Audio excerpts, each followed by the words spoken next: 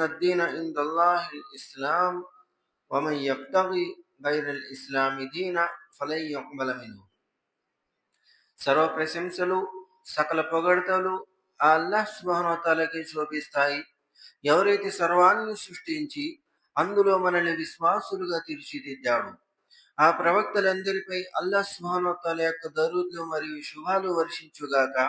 ఎవరైతే ధర్మం కోసం తపించారో, ప్రత్యేకించి మహాప్రవక్త ముహమ్మద్ రసూలుల్లాహ్ సల్లల్లాహు అలైహి వసల్లం గారి పైన, ఆయన తరువాత మరొక ప్రవక్త లేరు, ఆయన తరువాత మరొక గ్రంథం లేదు, ఈ భావన మన వరకు వచ్చేలా పూర్తి ప్రయత్నం చేశారు.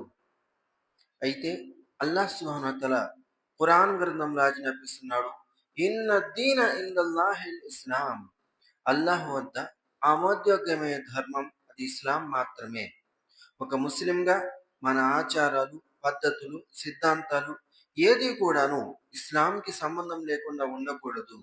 మనం ఏదన్నా పాటించాము అంటే అది ఆధారాలతో, ఆధారము ఖురాన్ అయి ఉండాలి, ఆధారము ప్రవక్త గారి బోధనలు హదీసులు అయి ఉండాలి. ఈ ఆధారాలతో అనుసరించే వ్యక్తి ధర్మం మీద నిలకడగా ఉంటాడు. లేదు మేము ఏది చేసినా కరెక్టేలే, ఏమవుతులే, అల్లాకు నచ్చుతుందిలే అనుకునే వ్యక్తి అంధకారం వైపుకి వెళ్తున్నాడు. ముహమ్మద్ సల్లల్లాహు అలైహి వసల్లం గారు అన్నారు, కుల్లు ముహ్దసతిన్ బిదా, ప్రతి కొత్త పని అధర్మ కార్యము, వకుల్లు బిదాతిన్ ضలాల, ప్రతి అధర్మ కార్యము అంధకారము, వకుల్లు ضలాలతిన్ ఫిన్నార్, ప్రతి అంధకారము శాశ్వత నరకము అని ప్రవక్త గారు మనకు హెచ్చరించారు. ఒక ముస్లింగా మన పద్ధతులన్నీ అంటే అన్నిటినీ ఇస్లాం, ఖురాన్ మరియు హదీసులను ఆధారంగా చేసుకొని లెక్కేసుకుంటూ ఉండాలి. మనం చేస్తున్న పనులు ఖురాన్ గ్రంథంలో ఉన్నాయా లేవా, మనం ఆచరిస్తున్న సిద్ధాంతాలు ప్రవక్త గారు మాకు నేర్పించారా లేదా, ఒకసారి మనం పరిశీలించుకుంటూ ఉండాలి. అల్లాహ్ సుబ్హానహు వ తఆలా అంటున్నాడు, వమన్ యబ్తగి గైరల్ ఇస్లామి దీనా ఫలన్ యుక్బల మిన్హు. ఎవరైతే ఇస్లాం ధర్మం కాకుండా ఇంకేదన్నా ధర్మంగా భావించి అనుసరించినట్లయితే అది అస్సలు స్వీకరించబడదు. ఇది అల్లాహ్ సుబ్హానహు వ తఆలా యొక్క ఆజ్ఞ కదా. మరి మన ముస్లిం జీవితాల్లో చూసినప్పుడు, ముస్లిం ఇళ్లలో చూసినప్పుడు, ముస్లింల కుటుంబాల్లో చూసుకున్నప్పుడు ఇస్లాంకి సంబంధం లేని ఎన్నో షిరుకు పనులు తిష్ట వేసుకొని కూర్చున్నప్పటికీ మేము ఇంకా ముస్లింలు అని నమ్ముతున్నారు. ఒక వ్యక్తి అల్లాహ్కు వ్యతిరేకంగానూ ఉండి అల్లాహ్ను ప్రేమిస్తున్నాను అంటే ఇది అసాధ్యము. కాకపోతే అతను తెలియక, ఒకప్పుడు అంటే తెలీదు అనుకోవచ్చు, కానీ ఇప్పుడు అవకాశం ఉన్న, వసతులున్న, ఎన్నో సందర్భాలు చదువుకోవటానికి వీలుగా ఉన్నా కూడా చదువుకోకుండా ఏమవుదులే అన్న ఒక మాట ఎటో కొట్టు నుంచి లాక్కొస్తున్నారు. ముహమ్మద్ సల్లల్లాహు అలైహి వసల్లం గారు తెలియజేస్తున్నారు, మన్ అహదస ఫీ అమ్రినా హాజా మా లైస ఫీహి ఫహువ రద్దున్. మా మాటలు, మా పద్ధతులు, మా సిద్ధాంతాలు, మా బోధనల్లో లేని పనులు ఏ ముస్లిం ఏది ఆచరించినా కూడా వాళ్ళకి మాకు సంబంధం లేదు, మేము రద్దు చేసేస్తాము అని ప్రవక్త గారు గట్టిగా హెచ్చరించారు. మరి ఇంత గట్టిగా అల్లాహ్ హెచ్చరిస్తున్నాడు, ప్రవక్త గారు అసహ్యించుకుంటున్నారు. కానీ మన జీవితంలో ఇస్లాం గురించి తెలియదు అంటే మనం పెద్ద మూర్ఖులము. ఒకప్పుడంటే వసతులు లేవు. మా తాత ముత్తాతల కాలాల్లో ఖురాన్ అరబీలో ఉండేది. దాన్ని ఉర్దూ తర్జుమా చేసేటప్పటికి కొన్ని తరాలు పోయాయి. వాళ్ళకి అరబీ తెలీదు, ఉర్దూ తెలీదు, కొన్ని తరాలు పోయాయి. ఖురాన్ గ్రంథం యొక్క మొట్టమొదటి తర్జుమా ఫార్సీ గ్రంథంలోకి, ఫార్సీ భాషలోకి ఎప్పుడైతే ప్రవేశించిందో ఆ టైంలో మా తాత ముత్తాతలకు ఫార్సీ రాదు. ఉర్దూ ఎంతో అంతో వచ్చు అనుకుంటే ఫార్సీ అసలే రాదు. సరే వీళ్ళ సులభతరం కోసము అని ఫార్సీ భాష నుండి ఉర్దూలోకి చేసినప్పుడు ఈ ఉర్దూ చదవటం రాదు, మాట్లాడటం వచ్చు కానీ చదవటం రాదు. ఆ రోజుల్లో ఏమైంది, ఎవరైతే ఏం చెప్పారో దాన్ని గుడ్డిగా నమ్మేశారు. నిజమా కాదా ఆరా తీసే శక్తి లేకపోయింది. దాంతో కొన్ని తరాలు నరకవాసం అయిపోయాయి. అల్లా వారిని క్షమిస్తాడా లేదా మాకైతే తెలియదు. షిరిక్ మీద మరణిస్తే, అల్లాహ్తో పాటు ఇతరులను ఆరాధిస్తూ మరణిస్తే, అల్లాహ్ యొక్క హక్కులు ఇతరులకు చెల్లిస్తూ మరణిస్తే వారికి క్షమాపణ లేదు అని ఖురాన్ గ్రంథంలో అల్లాహ్ సుబ్హానహు వ తఆలా హెచ్చరించాడు. వమన్ యుష్రిక్ బిల్లాహ్ ఫఖద్ హర్రమ అలైహిల్ జన్న. ఎవరైతే షిరిక్కి పాల్పడ్డారో వారి మీదైతే స్వర్గము శాశ్వతంగా నిషేధించబడింది. షిరిక్ చేసి అల్లా క్షమిస్తాడులే అన్న నమ్మకము దేనికి పనికిరాదు. మిగతా ఏదన్నా పాపం ఉంది అంటే అది క్షమించొచ్చేమో, కానీ మన దౌర్భాగ్యం ఏమిటంటే షిరిక్ లేదు కదా అని మన ముస్లింలు కూడా మేము షిరిక్ చేయట్లేదు కదా అని అల్లాహ్ యొక్క హక్కులు వదిలేసుకుంటున్నారు. అవి నమాజు, ఉపవాసము, జకాతు, హజ్జు, కుటుంబ బాధ్యతలు, సామాజిక బాధ్యతలు, ఇవన్నీ కూడా అల్లాహ్ యొక్క ధర్మంలో సంపూర్ణ జీవన విధానంగా మనకు ప్రసాదించటం జరిగింది. ఇస్లాం శాంతి ధర్మము అని మన ముస్లింలు ఎంత గట్టిగా అయితే చెప్పుకుంటున్నారో, శాంతి ధర్మం మాత్రమే కాదు, ఇది ఒక అర్థము. కానీ ఇస్లాం అంటే దాని సంపూర్ణ అర్థము ఒక జీవన విధానము. ఇస్లాం నన్ను నేను అల్లాహ్కు సమర్పించుకోవటము, అల్లాహ్ యొక్క ఆజ్ఞలు, అల్లాహ్ యొక్క సిద్ధాంతాలు నేను పాటిస్తాను అని అంగీకరించటము. అందుకే అల్లాహ్ సుబ్హానహు వ తఆలా ఇస్లాం ధర్మాన్ని సంపూర్ణ ధర్మంగాను మరి మధ్యస్థ విధానంగాను పెట్టాడు. మరి మన జీవితాల్లో రంజాన్ నెల ఎంతో అద్భుతమైనటువంటిది. ముహమ్మద్ సల్లల్లాహు అలైహి వసల్లం గారు అన్నారు, ఈ రంజాన్ నెలలో ఎవరైతే ఒక్కరోజు ఉపవాసం ఉంటారో మిగతా జీవితం మొత్తం ఉపవాసాలు కూడా ఈ ఒక్కరోజు ఉపవాసానికి సరితూగలేవు అని అన్నారు. మరి అలాంటి ఉపవాసాలు ఎంతో మంది వదిలేసుకుంటున్నారు. 15 రోజుల నుంచి మొదలు పెడదాము, చివరి 3 రోజులు ఉందాము, చివరి ఒక్కరోజు ఉందాము, ఇలాంటి ఆలోచనలు. ఏం జరిగింది, ఏమవుదులే, ఇదేమంత పెద్ద విషయం కాదులే, ఇస్లాంలో ఇదేమంత ప్రాధాన్యత లేదులే అన్నట్టుగా మారిపోయింది. నిజంగా అంతేనా? ముహమ్మద్ సల్లల్లాహు అలైహి వసల్లం గారు మనకు అలాగే నేర్పించారా? మీ ఇష్టం ఉంటే ఉండండి, లేకపోతే లేదు అని. ఎవరైతే వ్యాధిగ్రస్తులో, పాపం షుగర్ పేషెంట్లు, వీళ్ళు ఎక్కువసేపు ఆకలితో ఉండలేరు, వీళ్ళని పక్కన పెట్టేద్దాము. ముసలి వాళ్ళు, వీళ్ళకి శరీరం సహకరించదు, వీళ్ళని కూడా పక్కన పెట్టేద్దాము. యువకులము, శక్తి ఉన్న వాళ్ళము, అర్హులము అయినప్పటికీ కూడా అల్లాహ్ యొక్క ఆజ్ఞ, రంజాన్ నెల వచ్చినప్పుడు ఉపవాసం పాటించండి. ఇది పాటించలేకుండా దీని నుంచి దూరంగా ఉండి మేము అల్లాహ్ చెప్పిన మాటలన్నీ వింటాము అంటే ఏం విన్నారని? చెప్పిందే వినలేదు, ఇంకా ఏం ఆచరిద్దాం అనుకుంటున్నారు? ఏదన్నా నిజంగా చెప్తే అదన్నా వింటారా? చెప్పిందే చేయలేదు, ఇంకేదన్నా చెప్తే చేస్తామని ఎదురు చూస్తున్నారు. మళ్ళీ బక్రీద్ వచ్చింది. అల్హమ్దుల్లా, బక్రీద్ ఒక త్యాగానికి ప్రతిరూపము. ఇబ్రాహీం అలైహిస్సలాం గారు ఆయన జీవితంలో బతికున్న నాళ్ళు అల్లాహ్ ముందు ఏ ఏ త్యాగాలైతే అల్లాహ్ కోరుకున్నాడో ప్రతి దశలో ఆయన చిన్న వయసులోనే త్యాగం చేశారు. ఏంటిది అంటే సమాజం యొక్క శత్రుత్వాన్ని కొని తెచ్చుకున్నారు. నేను కేవలం సర్వలోకాల సృష్టికర్త అయిన ఆ అల్లాహ్ను మాత్రమే ఆరాధిస్తాను, ఆ ఆరాధనలో ఎలాంటి భాగస్వామ్యం లేదు అని ఆడుకునే వయసులో మాట చెప్పారు.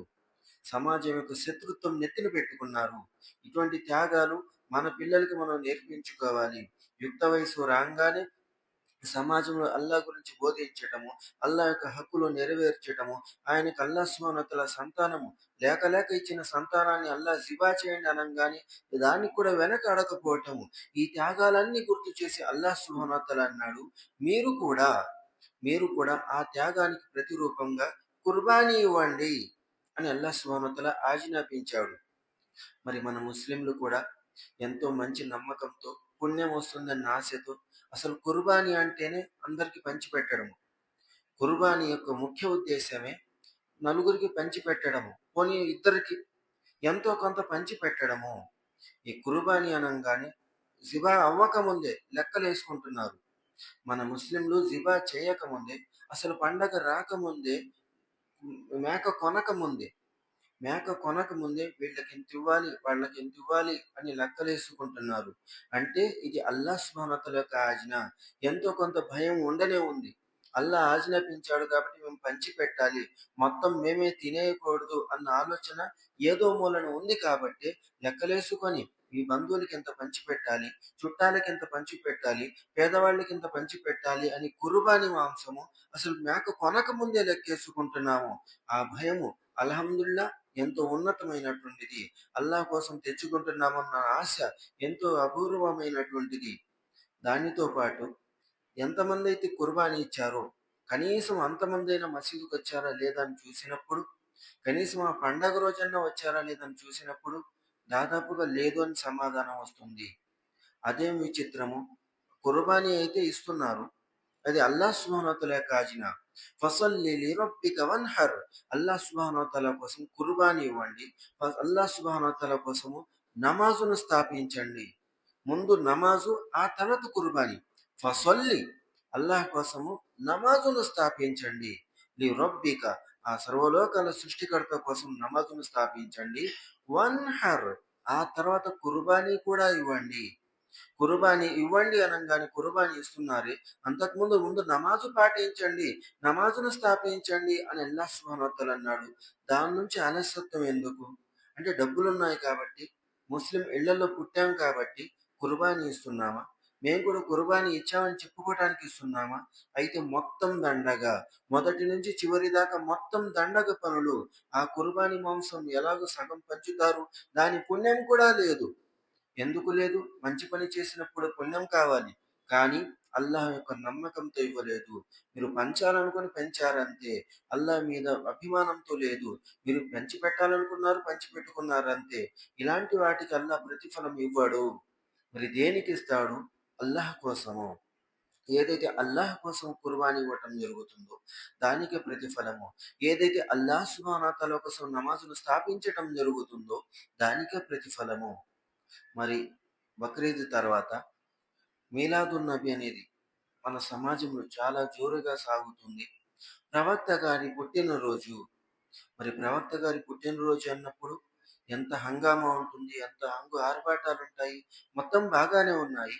కానీ ఇదే పుట్టినరోజు మేము అనుసరించవచ్చా లేదా? మేము పాటించవచ్చా పాటించకూడదా? మాకు అనుమతి ఉందా లేదా అని ఆరా తీసినప్పుడు లేదు అని తేలుతుంది. అదేంది, ఎందుకు లేదు? చాలా మంది ముస్లింలు చేస్తున్నారు కదా! అంటే ఇస్లాం ధర్మము చాలా మంది చేస్తేనా? లేకపోతే ప్రవక్త గారి అనుమతులు, ఆజ్ఞలతో ఉన్నటువంటిదా? ఇస్లాం అల్లా యొక్క అనుమతి. ఇస్లాం ప్రవక్త గారి ఆమోదము. మరి అటువంటప్పుడు మన ముస్లింలు చాలా మంది ఎలా చేయగలుగుతున్నారు అంటే చదువు లేక. ఎంతమంది అయితే మీలాదున్ నబి చేస్తున్నారు, అందులో 99% మంది, అసలు 100% మంది మీలాదున్ నబి చేసే వాళ్ళలో 100% మంది దాదాపుగా మసీదుల నుంచి దూరంగా ఉంటారు. ఎంత దౌర్భాగ్యం అంటే గత సంవత్సరాల్లో మీలాదున్ నబి పండగ సందర్భంగా మసీదు లోపల నమాజు జరుగుతూ ఉంది. వీళ్ళు మసీదు బయటే బాజా భజంత్రులు పెట్టుకొని డప్పులు కొట్టుకుంటూ నుంచున్నారు. లోపల నమాజు జరుగుతుంది. నమాజు జరుగుతున్నప్పుడు ఏం చేయాలి? నమాజు చదవాలి. కాబా దగ్గర తవాఫ్ ప్రదక్షిణ జరుగుతుంది. కాబా ప్రదక్షిణ ఏం జరిగినా ఆగదు. ఇది 24 గంటలు జరుగుతూనే ఉంటుంది. ఎవరో ఒకళ్ళు వచ్చి ఏదో మూల నుంచి దూరి అందులో తవాఫ్ చేయాలి, ప్రదక్షిణ చేయాలి, ఆ హజ్రే అస్వద్‌ని ముట్టుకోవాలి అన్న ఆశతో ఎదురు చూస్తూ ఉంటారు. ఏ క్షణం కూడా కాబా యొక్క తవాఫ్ ఖాళీగా ఉండదు. కానీ నమాజు కోసం నిలబడిన వెంటనే ఎవరెక్కడున్నారో అక్కడే నమాజుకు నిల్చుంటారు. వీళ్ళని ఏది కూడా, వర్షాల్లో కూడా మన ముస్లింలు తవాఫ్ ఆపలేదు. ఎండాకాలంలో కూడా తవాఫ్ మాత్రం ఆగలేదు. ఆ హజ్‌కెళ్ళేవాళ్ళు, ఉమ్రాకెళ్ళేవాళ్ళు ఎండాకాలంలోను, చలికాలంలోను తవాఫ్ ఆపలేదు. కానీ నమాజు సమయమైన వెంటనే ఆ తవాఫ్ చేసేవాళ్ళు అక్కడే ఆగిపోతున్నారు. మరి నమాజ్ అన్నప్పుడు ఎవరెక్కడున్నారో అక్కడ నమాజు కోసం నిలబడాల్సింది పోయి, మా ముస్లింలు అదే మసీదు ముందు మీలాదున్ నబి డప్పులు కొట్టుకుంటూ నుంచున్నారు. వీళ్ళు ముస్లింలేనా? ముస్లింలైతే లోపలుండాలి కదా! బయటెందుకున్నారు? అల్లాహ్‌ను ఆరాధించే వాళ్ళైతే లోపలికొచ్చి నమాజు చదవాలి కదా! బయట డప్పులేంది? అసలు ఇది ఎవరి ఆచారము?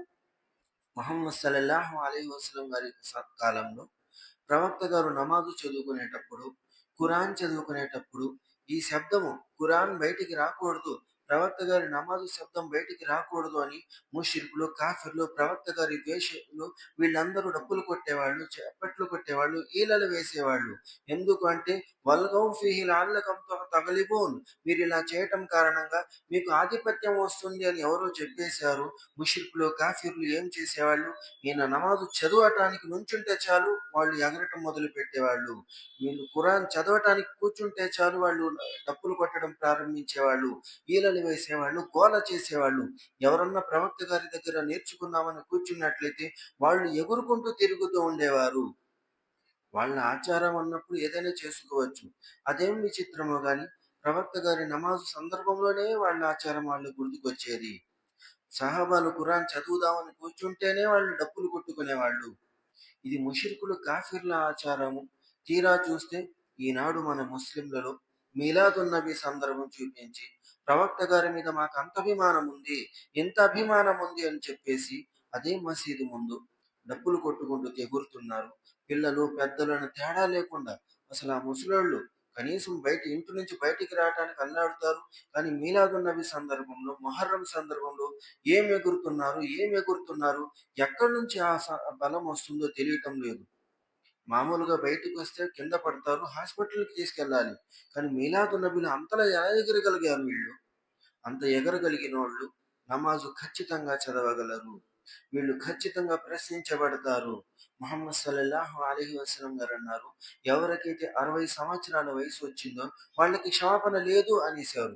అదేంది ప్రవక్త గారు, 60 సంవత్సరాలకి క్షమాపణ లేకపోవటము అని సహాబాలు అడిగినప్పుడు, ఒక వ్యక్తికి 60 సంవత్సరాల అవకాశం లభించింది, కానీ అతను అల్లాహ్ను గుర్తించలేదు, అల్లాహ్ యొక్క ఆరాధన వైపుకు రాలేదు, అల్లాహ్ యొక్క విధి విధానాల నుంచి దూరంగా ఉన్నాడు. ఇంకా నాకు తెలీదు అన్న అవకాశం లేదు. ఇంకా నాకు తెలియదల్లా అని అల్లా ముందు సమాధానం చెప్పడానికి లేదు. 60 సంవత్సరాలు ఇంకా తెలుసుకోవడానికి ఇంత వయసు ఇంకేం కావాలి? ఇంకెన్ని సంవత్సరాలు బతుకుంటే అర్థమవుతుంది ఇది ఇస్లాం అని. ఇందులో నమాజులుంటాయి, ఉపవాసాలుంటాయి, జకాత్ ఉంటుంది, హజ్ ఉంటుంది అని. మొహర్రం పీర్ల పండగ ఇస్లాంలో ఉండదు. ఈ మాట నేర్చుకోవడానికి ఎంత సమయం కావాలి? ఈ మీలాదున్ నబీ పండగ ముహమ్మద్ సల్లల్లాహు అలైహి వసల్లం గారిది కాదు అని తెలుసుకోవడానికి మీకు ఎంత టైం కావాలి? దస్మా చాలీస్మాలు మనిషి బతికున్నప్పుడు కడుపు నిండా భోజనం పెట్టండి, చచ్చాక మేము ఊరంతా పెట్టినా కూడా దండగ పనులు, పైగా ఇది ఇస్లాం ధర్మానికి వ్యతిరేకము. ముహమ్మద్ సల్లల్లాహు అలైహి వసల్లం గారి యొక్క బోధన, ఎవరైతే మన్ తషబ్బహ బికౌమిన్ ఫహువ మిన్హుం, ఇంకొక సమాజం యొక్క ఆచారాన్ని, సిద్ధాంతాన్ని అనుకరిస్తారో వీళ్ళు కూడా వాళ్ళలాగే రాయబడతారు అని ప్రవక్త గారు అన్నారు. ఇవి అర్థం కావటానికి ఎంత సమయం కావాలి? వకాలు లౌ కున్నా నస్మౌ ఔ నఖ్లులు మా కున్నా ఫీ అస్హాబిస్ సయీర్. నరకవాసులు నరకానికి వెళ్ళేటప్పుడు అంటారు, అయ్యో ఒకవేళ మేము వినుంటే బాగుండు, అర్థం చేసుకొనుంటే బాగుండని ఏడుస్తూ ఉంటారు. దానివల్ల వాళ్ళకి ఎలాంటి లాభం లేదు. ఆ ఏడుపు మరింత పెరుగుతుంది కానీ నరకం నుంచి విముక్తి అయితే లేదు. ఆ పరిస్థితి మనలో ఏ ఒక్కరికి కూడా రాకూడదు. ఏ పరిస్థితి? నరకానికి వెళ్ళే పరిస్థితి. నరకానికి ఎందుకు వెళ్తారు? అల్లాహ్ యొక్క అవిధేయత చూపించినప్పుడు. అందులో అతి పెద్ద పాపం ఏమిటి? షిరుకు. ముహమ్మద్ సల్లల్లాహు అలైహి వసల్లం గారు మదీనాలో 10 సంవత్సరాలు ఉన్నారు. ఈ 10 సంవత్సరాల్లో ఒక వ్యవస్థ స్థాపించారు. మదీనా వాతావరణం ప్రపంచంలో ఇంకెక్కడ ఉండేది కాదు. పెద్ద పెద్ద రాజులు వాళ్ళు భవనాల్లో నివసించేవాళ్ళు. వాళ్ళు మెత్తటి పరుపుల మీద నిద్రపోయేవాళ్ళు. ఉమర్ రజియల్లాహు తఆలా గారు ఏడుస్తూ చెప్పారు, ప్రవక్త, వాళ్ళని చూసినప్పుడల్లా నాకు ఏదో వెలితి కనిపిస్తుంది. మిమ్మల్ని చూసిన ప్రతిసారి మీరు కింద పడుకుంటున్నారు, జనాల మధ్యలో తిరుగుతున్నారు. మిమ్మల్ని చూసినప్పుడు, వాళ్ళని చూసినప్పుడు చాలా తేడా కనిపిస్తుంది. మీరు మరీ పేదరికంలో కనిపిస్తున్నారు ప్రవక్త గారు అని ఉమర్ రజియల్లాహు తఆలా గారు అడిగితే, ఉమర్, వాళ్ళకి ప్రపంచంలోనే మా అందరికి పరలోకంలో సిద్ధం చేయబడి ఉంది అని సమాధానం చెప్పారు. తీరా చూస్తే ఎక్కడెక్కడో ఉండేవాళ్ళు మదీనాకు వచ్చి వ్యాపారం చేసుకునేవాళ్ళు. మదీనాలో ఏముందని? అసలు మదీనా అనేది చిన్న ఊరు కూడా కాదు. మక్కా ఒక పెద్ద పట్టణము, ఒక పెద్ద నగరము. ప్రయాణాలైనా, ఎవరైనా వ్యాపారాలన్నా కూడా వస్తే మక్కాకి వస్తారు, లేదా నేరుగా షామ్, సిరియాలకు వెళ్ళిపోతారు. కానీ మదీనాలో ఎవరు ఆగనే ఆగరు. ఎవరైనా ఊరకనే ఆగారు అంటే వాళ్ళకి విష జ్వరాలు వస్తూ ఉండేవి. ఆ విష జ్వరాలు భరించలేక ఆ ప్రాంతంలో ఎవరు నివసించేవాళ్ళు కాదు. కేవలం యూదులు మాత్రమే ఆ ప్రాంతానికి వచ్చారు. ఎందుకు వచ్చారు అని అడిగితే, చివరి ప్రవక్త మాకు ఈ ప్రాంతాల్లో వస్తారని తెలిసింది, ఇక్కడికి వచ్చాక మాకు బలం వస్తుంది, ఆధిపత్యం వస్తుంది అని యూదులు సమాధానం చెప్పేవారు. కానీ ఆ చివరి ప్రవక్త వంశం కారణంగా, కులం కారణంగా ముహమ్మద్ సల్లల్లాహు అలైహి వసల్లం గారు బనీ ఇస్మాయిల్, ఇబ్రాహిం అలైహిస్సలాం గారి సంతానము. ఇస్మాయిల్ అలైహిస్సలాం గారు, ఇస్హాక్ అలైహిస్సలాం గారు. ఇద్దరు కూడా ఇబ్రాహిం అలైహిస్సలాం గారి సంతానమే. కానీ యూదులు ఈ కులాన్ని చూసుకున్నారు, యూదులు వర్గాన్ని చూసుకున్నారు. వాళ్ళ జాతిని చూసుకున్నారు. ఇస్లాం ఇది నిషేధించేసింది.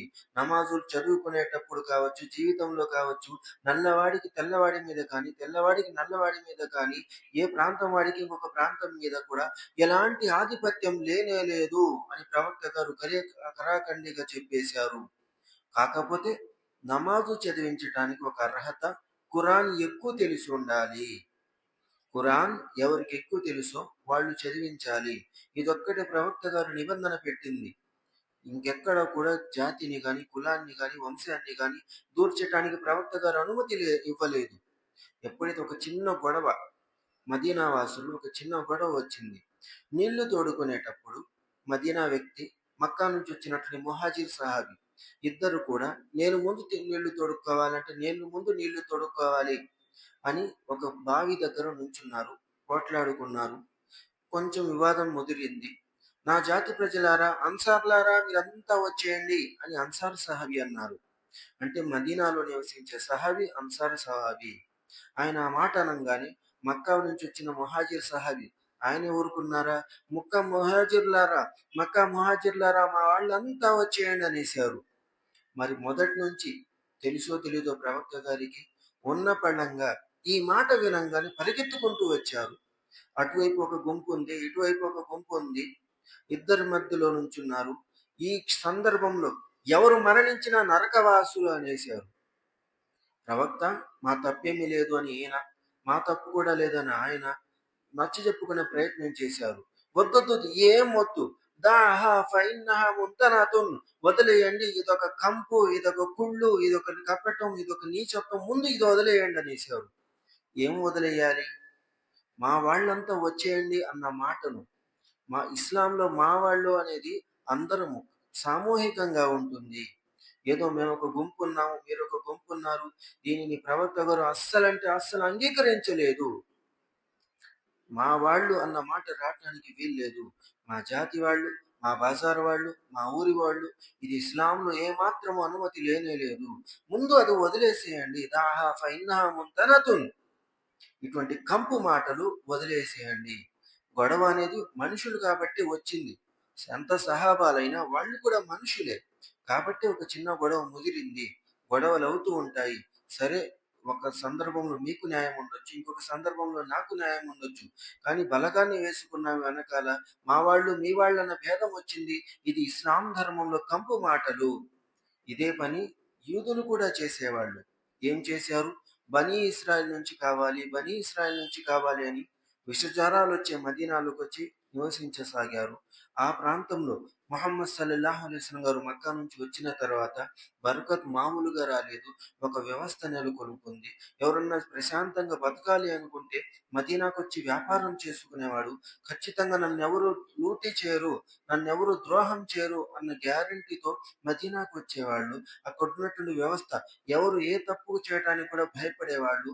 అయ్యో మేము చేతులు దొంగతనం చేస్తే మా చేతులు కోసేస్తారు అన్న భయం మదీనా మొత్తంలో ఉండేది. అయ్యో వ్యభిచారం చేసి నడి రోడ్డులో రాళ్లతో కొట్టి చంపుతారు అన్న భయం వాళ్లకు ఉండేది. మేము ముందు తాగకూడదు, తాగితే 40 కొరడా దెబ్బలు అందరి ముందు పట్టుకొని కొడతారు నాయన అని భయపడేవాళ్ళు. ఒక స్త్రీ మీద అభాండాలు ఏమాత్రం వేసేవాళ్ళు కాదు. పొరపాటున ఒక స్త్రీ గురించి చెడుగా చెప్పినట్లయితే, తప్పుగా మాట్లాడినట్లయితే అందరి ముందు 80 కొరడా దెబ్బలు కొడతారు అని మక్కా మదీనాలో ప్రచారం వచ్చేసింది. సారాయి, జూదము, వ్యభిచారము, అశ్లీలము ఇవన్నీ హరాం, నిషేధము, ఇవి వాతావరణంలో ఉండకూడదు అన్నప్పుడు మదీనా ఎంతో ఉన్నతంగా ఉండేది.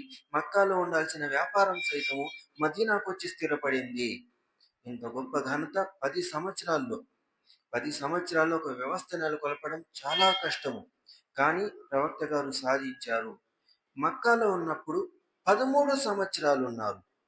మదీనాలో ఎంత 10 సంవత్సరాలే. ఈ 10 సంవత్సరాల్లో యుద్ధాలే జరిగాయి. వ్యవస్థ స్థాపించడం జరిగింది. ఒక కుటుంబ వ్యవస్థ వచ్చింది. సామాజిక బాధ్యతలు వచ్చాయి. 10 సంవత్సరాల లోపల ఇన్ని జరిగాయి. కానీ మక్కాలో ఒకే ఒక్క మాట పట్టుకొని వేలాడారు. ఏంటిది అంటే, మనం అల్లాహ్ను మాత్రమే ఆరాధించాలి. లా ఇలాహ ఇల్లల్లాహ్, అల్లాహ్తో పాటు భాగస్వామ్యం అనేది ఏ మాత్రము లేనే లేదు. ఏదైనా ఆరాధన ఉంటే అది అల్లాహ్కు మాత్రమే ఉండాలి. షిరిక్ ఇస్లాంలో నిషేధము. ఈ షిరుకు వద్దు, షిరుకు వద్దు ఇదే మాట పట్టుకొని 13 సంవత్సరాలు వేలాడారు.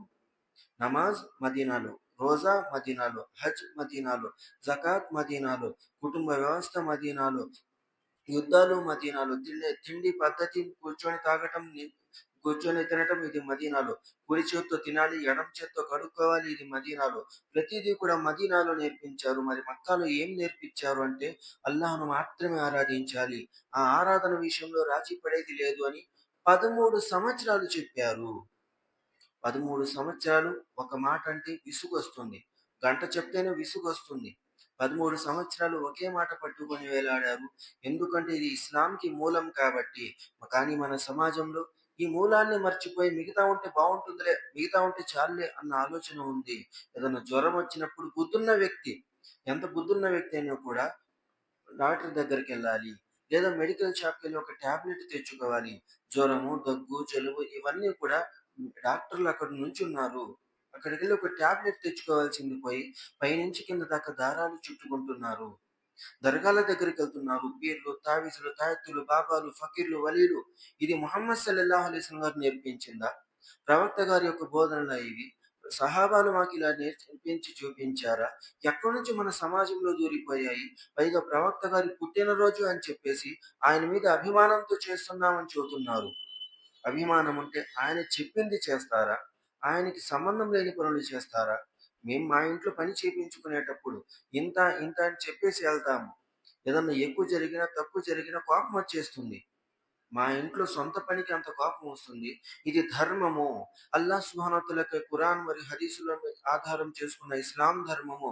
ఇందులో ఉన్నవి లేనివి మొత్తం కలిపేసి పులిహార చేసి ఇది అల్లాహ్ ఇష్టపడతాడు అంటే అస్సలు ఇష్టపడను అని అల్లాహ్ సుబ్హానహు వ తఆలా ముందే హెచ్చరించాడు. మన్ అల్లక తమీమతన్ ఫకద్ అష్రక, ఎవరైతే తాబీజును వేలాడి తీసుకున్నారో వాళ్ళు షిర్క్ పనులు చేసుకున్నారు అని ముహమ్మద్ సల్లల్లాహు అలైహి వసల్లం గారు హెచ్చరించారు. మా ఇంట్లో గుమ్మాలకి ఈ గుమ్మడికాయలు గాని, నిమ్మకాయలు గాని ఉండటానికి వీల్లేదు. మనం కొనుక్కున్న బండ్లకి ఎలాంటి నిమ్మకాయలు గుచ్చటానికి వీల్లేదు. నిమ్మకాయలుంటే అది నిమ్మకాయ జ్యూస్‌కో లేదా పులిహోరలో కలుపుకోవటానికి అయి ఉండాలి. పచ్చిమిరపకాయలు కేవలం కూరల్లోనే అయి ఉండాలి. మన జీవితంలో నమ్మకాల్లో ఉండకూడదు. ఇది ఇస్లాం ధర్మము. పండితులు గొప్పోళ్ళు వాళ్ళని గౌరవిస్తున్నామంటే ఏంది గౌరవించేది? ప్రవక్త గారిని మించిన పండితులా వీళ్ళు? ప్రవక్త గారిని మించిన పెద్ద మనుషులా వీళ్ళు? ప్రవక్త గారి కోసం ఆయన సొంత కుటుంబీకులే మీలాదున్ నబీ చేయలేదు. ప్రవక్త గారిని అభిమానించే వాళ్ళు మీలాదున్ నబీ చేయలేదు. అంటే అభిమానం లేక కాదు. అది ఇస్లాం కాదు కాబట్టి చేయలేదు. ప్రవక్త గారి ఆమోదం లేదు కాబట్టి చేయలేదు. ప్రవక్త గారి మీద ఉన్న అభిమానంతో వాళ్ళేదన్నా చేయదలుచుకుంటే ముందు వాళ్ళే చేసి చూపించేవాళ్ళు. వాళ్ళు చేయనప్పుడు అది మంచిది కాదు కాబట్టే చేయలేదు. ఈ ఇస్లాంలో ఏ మూల నుంచైనా అనుమతి లేదు కాబట్టి చేయలేదు. మనం కూడా మీలాదున్ నబీ రాబోతుంది. ఈ సందర్భంలో ఎలాంటి వంటకాలు చేయటానికి కూడా వీల్లేదు. ఏదో ఆదివారం వచ్చింది, లేకపోతే శనివారం, శుక్రవారం వచ్చింది, మా ఇంట్లో అన్నా వండుకోవచ్చా అంటే వద్దు. ఎందుకంటే సందేహాలు తీసుకొస్తాయి. మిగతా వాళ్ళు ఇది ఇస్లాంలో ఇది, అది, ఇది అన్నప్పుడు ఆ రోజు మనం కాదు అని చెప్పాలి. ఏమవుదులే అనుకోని మనం కూడా వండుకుంటే గనుక తెలియకుండానే వాళ్ళలో చేరిపోతాము. కాబట్టి మీలాదున్నవి ఇస్లాంలో సంబంధం లేదు. ప్రవక్త గారికి సంబంధం లేదు. ప్రవక్త గారు ఆమోదించింది కాదు. ప్రవక్త గారు నేర్పించింది కాదు. ఆయన చెప్పుంటే సహాబాలు చేసేవాళ్ళు. మేము కూడా చేసేవాళ్ళము. మేము చేస్తున్న నమాజ్ ప్రవక్త గారు నేర్పించారు. సహాబాలు చేసి చూపించారు. మేము ఉంటున్న ఉపవాసాలు ప్రవక్త గారు నేర్పించారు. సహాబాలు ఆచరించి చూపించారు. మేము చేస్తున్న జకాతు గాని, హజ్ గాని సహాబాలు ఎలాగైతే చేసి చూపించారో, ప్రవక్త ఇక్కడ కూర్చున్నారు, ఇక్కడ నుంచున్నారు అని ఎలాగైతే నేర్పించారో మేము కూడా అలాగే చేయాలి. కానీ మన జీవితంలో ఏ మాత్రం మనం మార్చినా కూడా అది అధర్మ కార్యం అవుతుంది. ముస్లిం అనుకొని మనం భ్రమపడుతూనే నరకానికి వెళ్ళిపోతాము. చాలా జాగ్రత్త వహించాల్సిన విషయము. మన ముస్లింలు తెలియక మూఢనమ్మకాలు పెట్టుకొని మరి ఒక నల్ల పిల్లి మన జీవితంలో అడ్డొచ్చి మన జీవితాన్ని కుదిపేస్తుందని మనం బాధపడుతున్నాము. ఇదే షిర్క్ అంటే. ముహమ్మద్ సల్లల్లాహు అలైహి వసల్లం గారు అన్నారు, మన్ రద్దహు తియరతున్ హాజతిహి ఫఖద్ అష్రక. నా పనులు మనం చేసుకోవాలంటే ఏది అడ్డు రాకూడదు. ఏదన్నా మూఢనమ్మకం చెప్పి ఆగాము అంటే అది షిర్క్. మూఢనమ్మకం చెప్పి ఆగకూడదు. నాకిష్టం లేదు ఆగాను పర్వాలేదు. ఒళ్ళు బద్ధకంగా ఉంది కూర్చుంటానంటే సరే మీ ఇష్టము. కానీ మూఢనమ్మకం చూపించారా? కరెక్ట్‌గా 1 గంటకొద్దు, కరెక్ట్‌గా 12కి ఇటువంటి మాటలొచ్చాయా? మీరు తెలియకుండానే షిర్క్ వైపుకు వెళ్తున్నారు.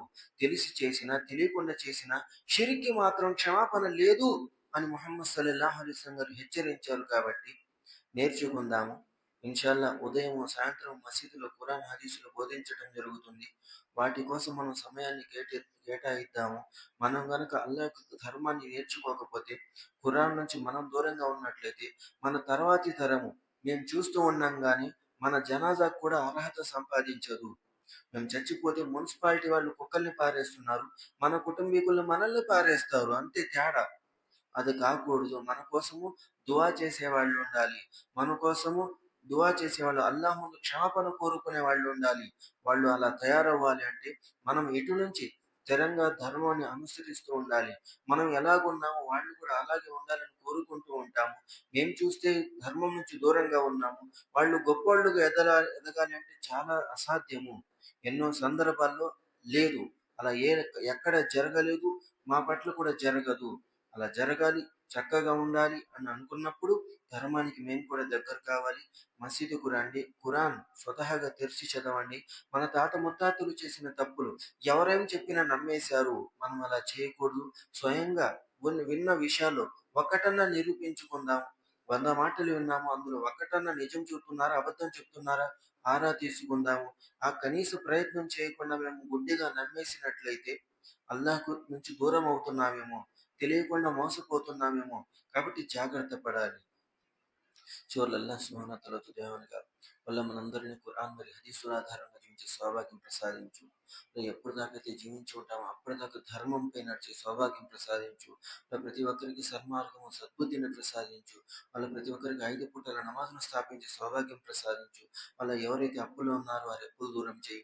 వాళ్ళు ఎవరైతే బాధల్లో ఉన్నారో వారి బాధలు దూరం చేయి. వాళ్ళు ఎవరైతే కష్ట నష్టాల్లో ఉన్నారో వారి కష్ట నష్టాలు దూరం చేయి. వాళ్ళ ప్రతి ఒక్కరికి అల్లాహ్ యొక్క అనుగ్రహాన్ని ప్రసాదించు.